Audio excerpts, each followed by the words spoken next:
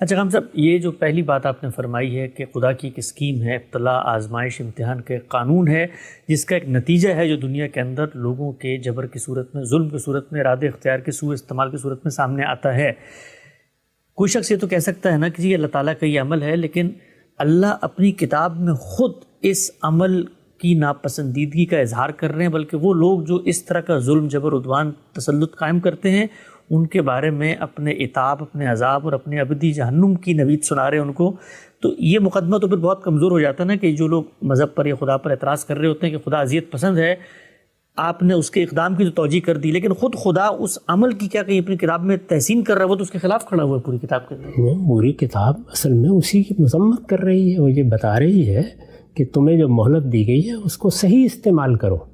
اللہ تعالیٰ تو یہ نہیں چاہتے کہ انسان ظلم کریں، وہ نہیں چاہتے کہ لوگ چوری کریں، لوگ دوسروں کا مال لوٹیں، ان کی آبرو کے خلاف کوئی اقدام کریں۔ اللہ تعالیٰ تو نہیں چاہتے۔ انسان کو آزادی دی گئی ہے تو اس مہلت کے عرصے میں یہ ان کی رضا نہیں ہے، ان کا اذن ہے۔ بہت اچھا۔ اور اذن کا مطلب یہ ہے کہ جو مہلت آپ کو دی گئی ہے وہ مہلت چونکہ ایک بڑے مقصد کے تحت دی گئی ہے، اس میں اللہ کی ایک بہت بڑی اسکیم ہے جس کو روبہ عمل ہونا ہے، اس میں کوئی ایسی مداخلت نہ کی جائے جو اصل اسکیم کو نقصان پہنچا دے۔ تو دنیا میں ابتلا کی اسکیم کو اپنی پوری شان کے ساتھ قائم رہنا چاہیے، یہ اللہ تعالیٰ کا منشا ہے۔ یہ جب ہم سمجھ لیتے ہیں اس کے بعد یہ کہ اللہ کی مرضی کیا ہے، اللہ کیا چاہتا ہے، وہ اس نے پیغمبروں کے ذریعے سے بتا دیا ہے۔ وہ تو یہ چاہتا ہے کہ ہمارے نہ ہاتھ سے کسی کو کوئی تکلیف پہنچے، نہ زبان سے کسی کو کوئی تکلیف پہنچے، ہم اللہ کے حقیقی بندے بن کر رہیں، ہم دنیا میں امن کے علمبردار ہوں، ہر شخص کو ہم سے خیر ملے، یہی چاہتا ہے۔ لیکن جس وقت انسان اپنے ارادے کو غلط استعمال کر کے ظلم یا عدوان پیدا کر دیتا ہے تو پھر اللہ تعالیٰ اس کو وعید بھی سناتے ہیں، اور ان ظالموں کے لیے یہ کہتے ہیں کہ میں پھر اس کا انتقام لوں گا۔ یعنی انتقام کا کیا مطلب ہے؟ اس میں بھی بعض لوگ اردو زبان کے لفظ کو سامنے رکھ کر تقریر شروع کر دیتے ہیں، اس کا مطلب ہے سزا دوں گا، بدلہ لیا جائے گا۔ بدلہ لیا جائے گا۔ یعنی اگر تم نے کسی کے ساتھ ظلم کیا ہے، کسی پر زیادتی کی ہے، کسی کی جان مال آبرو کے خلاف کوئی اقدام کیا ہے تو میں اس کا بدلہ لوں گا۔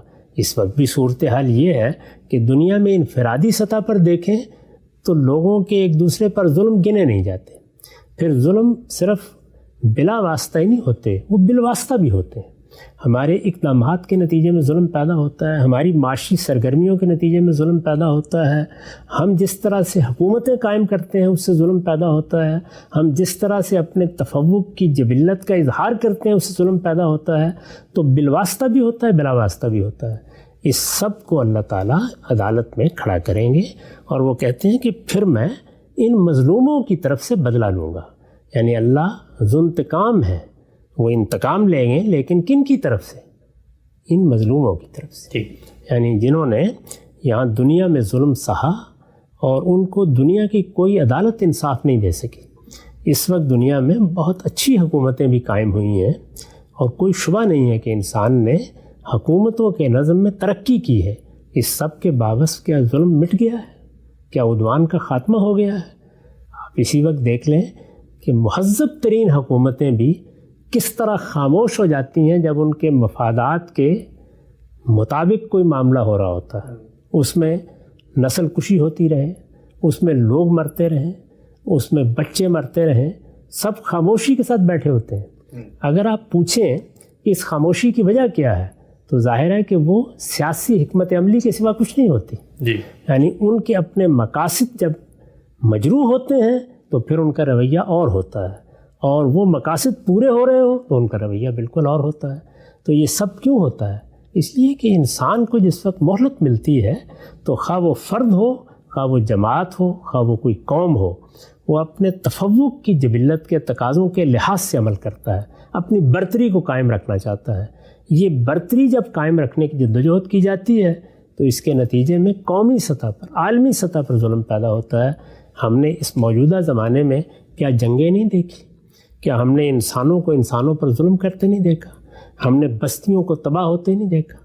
یہ سب ہم دیکھ رہے ہیں، اس وقت بھی دیکھ رہے ہیں، جبکہ بڑے بڑے امن کے ادارے قائم ہیں۔ اس میں بھی کیا جو جنگیں اس وقت ہو رہی ہیں ان کو روکا جا سکا ہے، ان کا ہاتھ پکڑا جا سکا ہے.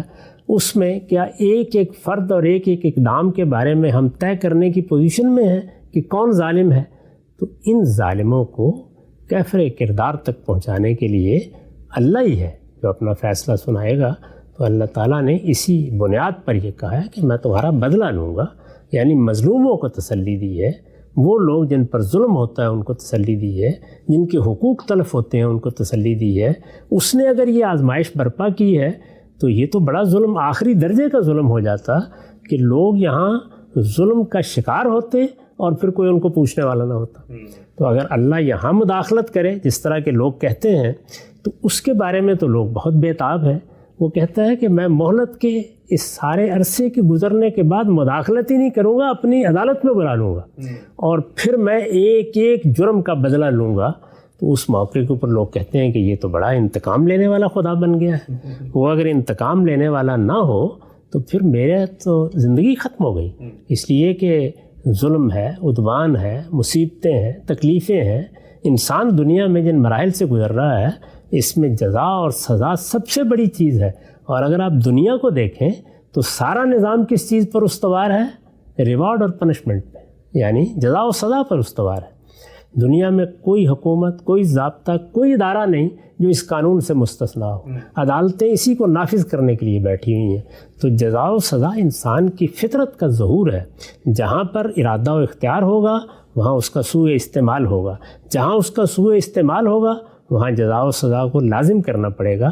اسی جزا و سزا کو قرآن بیان کرتا ہے کہ اللہ تعالیٰ کی بارگاہ میں جب تم حاضر ہوگے تو پھر وہاں پر ایک ایک چیز کا ہم حساب لیں گے اور یہ دیکھیں گے کہ تم نے کسی غریب کے ساتھ کیا کیا ہے، تم نے کسی زیر دست کے ساتھ کیا کیا ہے، تم نے غلاموں کے ساتھ کیا کیا ہے، تم نے ملازمین کے ساتھ کیا کیا ہے، تم نے ان لوگوں کے ساتھ کیا کیا ہے جو اپنے جسمانی اعضاء میں یا اپنی ذہنی صلاحیتوں میں کمزور پیدا ہو گئے، کیا معاملہ کرتے رہے ہو. تو اس امتحان کے نتائج سامنے آنے چاہیے.